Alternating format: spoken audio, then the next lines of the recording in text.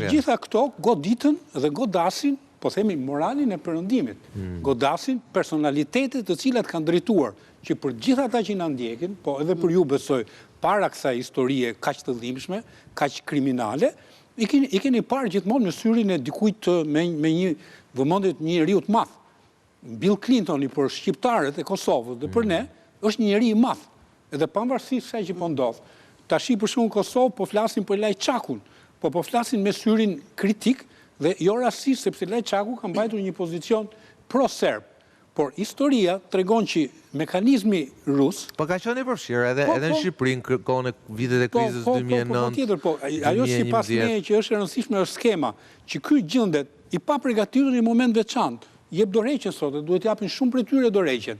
Por dëmi nuk i është bërë atit, dëmi është bërë perëndimit, dëmi është bërë personaliteteve të cilat na drejtojnë. Janë personalitete, jo rastisht ju referova Bill Clintonit, që pati një histori të dhimbshme në shtëpinë e bardhë dhe që unë dëshkua nga populli amerikan për faktin që gënjeu. Dhe atëherë, tash mund të flasim ishte e stimuluar apo jo si ide, dhe atëherë u hodh teza që historia e Levinskit ishte ajo që ndoshta e shtyp Clintonin të merrte një veprim sui generis, pra të merrte një veprim unilateral jashtë NATO-s për të sulmuar për rastin e Kosovës. Pra edhe atëherë u fol kjo teoria, pra u hodh kjo teoria që Clinton e bëri. Të gjitha, po të shikoni, në të gjitha dokumentat, jo të gjitha të publikuar, milionat të tjera janë për të publikuar. Përmendet Putini 1700 e disa herës, shifrën se mbaj mend. Por dhe lidhjet me Moskën, në të gjitha analizat profesionale që bëhen, i referohen një mundësie të madhe të qenurit spion i Moskës. Çdo, edhe në fakt të gjitha këto, edhe materiali që na transmetoi zoti Balla tash, tregon që nuk janë të rastësishme. Janë të edhe fakti që përfundoi me vetvrasje. Unë po e them në thonjza. Nuk di gjë, nuk di fakte. Po në skemën e vjetër, në të gjithë praktikën e shërbimit sekret rus, që nga Lenini, Stalini edhe sot, përfundojnë ata që nuk respektojnë, rrezikojnë të ndjerin sekretin, përfundojnë o me helm. Kemi historitë tona nga narkospirët e Mehmet Shehu. Edhe këtu, për sot e kësaj ditën kemi dilemat forta. Rasti i Kosovës, është domethënës, në dokumentat që për shkak të punës kam parë, qëndrimi i ambasadorit rus në shpalljen e pavarësisë të Shqipërisë është pikë e presje i njëjtë me qëndrimin e ambasadorit rus në shpalljen e pavarësisë së Kosovës në Kombet e Bashkuara. Është pikë edhe presje identike, që do të thotë strategjia e Moskës kundrejt Ballkanit dhe perëndimit vazhdon të jetë e njëjta. Të gjitha këto nuk duhet injorohen me çështjen, sigurisht, është e rëndësishme. Viktimat, të cilat tashmë kanë filluar të flasin, kush foli e para e pagoj shtrenjtë. Mos harroj se edhe ajo përfundoi me vrasje. Po pra, e pagoj shtrenjtë. Mund të qëndroj si logjik duke marrë në konsiderat edhe ambicjen amerikane tani për këtë Amerikën e fuqishme që në farë mënyrë e vendos pikpyetje edhe OKB-n edhe shpall këtë bordin e paqes për t'i mbledhur të gjithë në një aleancë përbashkët edhe për të thënë edhe forcën e hegemonisë. Mund të lidhet dhe me çështjen e Groenlandës edhe aspiratet e Amerikës për të vendosur atë, po themi, pushtetin e vet aty. Lidhet me të gjithë arenën ndërkombëtare. Dhe është prandaj them pse pikërisht në këtë moment dhe kjo është pikpyetja më e madhe që ngrihet. Moment historik pra. Jo vetëm që është moment historik, sa manipulim ka në këtë dhe këtu drejtësia amerikane duhet të jenë shumë kujdesshme për zbardhjen e kësaj ngjarje, sepse Departamenti Amerikan i Drejtësisë e nxorën këtë dosje, por duhet të jenë shumë kujdesshëm për të parë të gjitha rrethanat edhe se ku çon edhe çfarë dëmi mund të sjellë në në plan edhe ndërkombëtar Amerikës në vetëm ka e gjartur, po ta shikosh nga pikpamja e Kjo mund të kapi dhe krizë në komunitetet dhe në jetën shoqërore. Kjo i faturohet shumë familje ose shumë fëmijë mund të jenë, mund të kalojë edhe në kolaps, kalojë edhe në do flasim kjo është unë tregova, unë demaskova. Ja, për shembull, Polonia ka nisë time, Slovenia ka nisë time. Po sela. Domethënë varet se si nëse flasim në aspektin politik dhe patjetër që është moment kyç sepse dalin gjërat sot, megjithëse nuk është folur sot se ka disa kohë që fliten teme të tilla apo situata që është mbrapa insinuimi i saj. Mund të kthehet, domethënë diskutohet sigurisht që prek gjithë elitat e botës dhe fakti se bota perëndimore pra te aty. Me penalitet. Po sepse bota perëndimore është parë gjithmonë baraz me SBA-n. Po duke qenë se ne kemi mendoj që mund të jetë në një rus deri tani nuk e kemi parë me thënë vërtetën. Po, edhe kjo është për të analizuar asnjë një shqiptar për momentin. Shikoj, unë bile prica të kishte në një, po nuk pati. Jo, maksimumi që u abuzua, se që u tha që ishte përdorur emri një vajze shqiptare që kishte dashur të punon, apo të punësohej në këtë pikë dhe jo në aspekt po dhe në atë pikë ajo ishte viktima, sepse ajo kërkonte një punë. Ishte po pra viktima, po ishte adulte në këtë pikë, nësa mora vesh, ishte 21 vjeçë të paktën të dhënat. Kështu që Amerika po them mund të ketë edhe favorin që e kthe në pikën e saj të fortë që thotë ja unë e demaskova, unë e zbardha dhe unë i vendosa gjithë me shpatulla pas murit dhe mund të jetë presione politike pastaj nivel politik mes fuqive të mëdha, Nëse duke marrë të pjesën politike pastaj dhe duke marrë të pjesën psikologjike të të shumë shteteve, të shumë kombeve, të shumë adoleshentëve, të shumë familjeve, normalisht që dikon më shumë tek ana e çrregullimit emocional, sepse çdo familje, çdo adoleshent që sheh këtë lajm sot, qoftë tek ne, qoftë në Europë, qoftë në vendet perëndimore, normalisht që kalon në një kolaps emocional.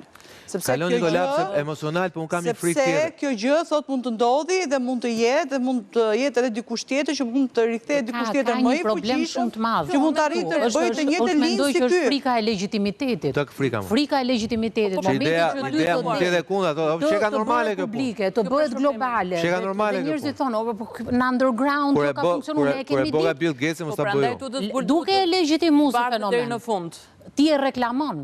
Ti e bën, pra ai thotë, "Okej, është normale dhe normalizojmë." Unë mendoj pak të pastë që kjo është problemi më i madh. Mund të kalonte një pistë hetimi, verifikimi në forma të ndryshme të çdo lloji shteti apo institucioni, po të paktën duhet kishte pak një privatësi, jo kaq pa filtra me detaje, sepse janë shumë familje, janë shumë të rinj, janë shumë problematika të tjera të shoqërisë tonë. Tek tu dalim prap. Ne diskutojmë çdo ditë që ka probleme qoftë në vendin tonë, qoftë edhe në vende të tjera. Sa minorenë adoleshent këti që janë konsumus i shumë lëndëve narkotike, sa adoleshent ke sot që janë probleme me sjelljen, sa adoleshent ke sot që janë në depresion, dhe të mendosh edhe këtë faktin vetë, që mund të jetë një nga shtysat që ai mund të arrijë një problem tjetër. Ndaj që është shumë e thellë si histori, dhe po ta kapësh kjo, mendoj që duhet të jetë më kryesorja që duhet të jetë parimisht e diskutueshme para se të hapësh një lajm të tillë, sepse nuk është një lajm zhargon që e pam diku edhe doli, po është një histori që është akumuluar me vite,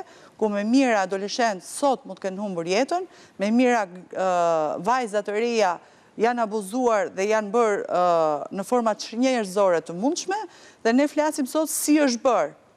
Dhe kjo gjë ne transmetojmë sot, flasim si unë, ti, jemi në epokën e informacionit dhe në këtë epokë që jemi në zonë të filtron jam shumë dakord. Jemi në epokë informacionit dhe nuk ka por mendoj që duhet mbajtur ta filtra në vetëm kaq, po patë edhe problem tjetër. Zori FBI-a të censuruara, thanë dolën gjitha mediat liberale amerikane, doli CNN-i para të ota, pse ne e censuroni ta ne jepim plota. Ai doni plota. Ja, tani po momenti që e merr të plot, pastaj përballu me problematikën edhe mostrim drejt tek pika siç ngelen zakonisht, po themi se tash jemi në nivel ndërkombëtar që po themi thjesht flitet dhe nuk diskutohet dhe nuk zgjidhet çështja deri në fund. Unë besoj që duhet patjetër që shkojë deri në fund çështja dhe secili nga ata të mbajë përgjithësi veta, dhe jo thjesht u përmendën si emra, sepse pastaj këtu normalizohet. Këtu të gjitha ata të rinj që e shohin thonë po mirë, po këta kur kanë bërë, pse mos bëjmë dhe ne? Se ky është problemi më i madh të adoleshentët, përveç faktit që mund të kenë frikra. Ne, okej, po flasim për rastet nëse ti e ke bërë dhe unë po e bëj, nuk e marr të mirëqen, po marrim ato raste që janë marrë janë abuzuar në forma kafshërore të mundshme, pastaj po flasim për këtë pjesë më të madhe. Kemi njerëz të dëmtuar, të cilët kanë nevojë të suportohen, kanë nevojë të lehtësohen për ta rrëfyer ata të vërtetën e tyre. Këtu jemi në një nivel. Kemi persona të cilët kanë nevojë të marrin përgjegjësi për çka kanë bërë. Dhe sigurisht angazhimi për shtimin e masave të kontrollit. Sepse gjithë kjo ka ndodhur se po themi nuk janë kontrolluar, këta kanë drejt bëjnë çfarë duan dhe askush nuk i ngacmon në atë rehatin dhe botën e tyre elitare të ndërtuar me rregullat e tyre. Pra këtu s'kan vepruar rregullat e tjera. Nga ana tjetër çka mendojmë për ta kthejmë nga ana praktike të paktën si prind të adoleshentëve në Shqipëri, shikoj ky moment sot është edhe për ta folur ne me fëmijët tanë për të thonë shikoj ç'a ndodh. Sepse fëmijët tanë shohin akoma fal nesh, mundohemi t'ja u bëjmë botën shumë të sigurt, që ne ju mbrojmë, më jo shikoj ç'a ndodh. Pra, absolutisht mund t'jetë ky një moment i fort për t'i shkundë edhe ne pak fëmijët tanë që nuk është kjo, se shiko që abuzimi ndodh edhe nga këta që po themi në mirë, kjo është një anë që ja thua ti, e merr vajzën, djalin, Unë marrësh në një kategori, të caktuar, dhe ti e merë dhe ti a thua në formën tënde. Pa i hap tabletën, hap televizorin, edhe shef një informacion tjetër kretë ndryshe. Dhe më thënë, pa filtra fare. Jam dakord, pra, çdo prind duhet këtë detyrën, jam dakord. Por, ideja është që ti mban disa rezerva, mban disa filtra. Por në që aspekti filtra? Filtra, dhe më thënë, ti nuk mund të thuar çdo të fëmijës shablon fare nëse ky fëmijë ose ky adoleshent bashkëpunëtar. Ata janë predator seksual, dhe këto do t'ja janë të gjitha, po ti mund të krijosh sa filtra, por në momentin të del, aty nuk e pa filtra fare. Kanë lehtësuar këtyre jetën. Po flasim për dy. Po pjesë më të madhe janë problematik, pra që nuk e kuptojnë. Shumica e prindërve nuk janë përgatitur për ta folur dhe për më tepër do bëjnë sikur se shohin dhe kjo është e dëmshme.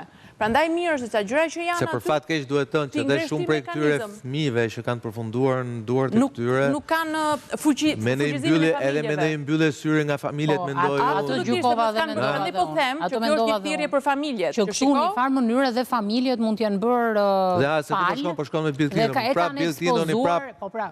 Ishte rasti i kryetarit të bashkisë së New Yorkut. Dhe ajo doli që ishte fake news, doli artificial intelligence. Është fake news. Ajo doli politik, kjo është ky është problemi tjetër i kohës moderne, që janë me artificial intelligence bën çuditëra. Pa nxorën që Madani ishte rritur nga këta, doli e bëri BBC analizën, doli që si fëmijë të Epstein. Po. Po tepër. Po tani kjo tash është edhe i çik abuzive, po ta mendojmë në këtë. Thua që inteligjenca artificiale për të mbrojtur një figurë që ti ndoshta politikisht don ta mbrosh del dhe e përgënjeshtron. Tani kjo has pikpyetje shumë të dhaja. Dhe unë mendoj këtu që pushteti a legjitimon pushteti gjithçka. Pra, edhe kur flasim për krim, edhe kur flasim për abuzime të këtij niveli, a është pushteti dhe paraja gjithçka. Ai është dënuar është lehtësuar në dënimin e vet. Ana politike do të justifikosh një do të thuash gjë. Nuk duhet ta bësh këtë gjë. Nuk duhet të jesh ekspozuar në këtij problemi. Ku ka pushtet të madh, çdo vend të botës ka dhe krime. Ti nuk e mbron dot fëmijën tënd jashtë në bazë të pushtetit që ke mbulon dhe krimi. Jo, lutem, një point. Ti fëmijës tënde ja ekspozon si fenomen. Jashtë shtëpisë ti nuk e mbron dot fëmijën. Që do të thotë ai influencohet nga shoqëria, influencohet nga miq të afërmit, shkolla, institucioni etj. Mendoj që kjo gjë, por e dina të shprehjen e vjetër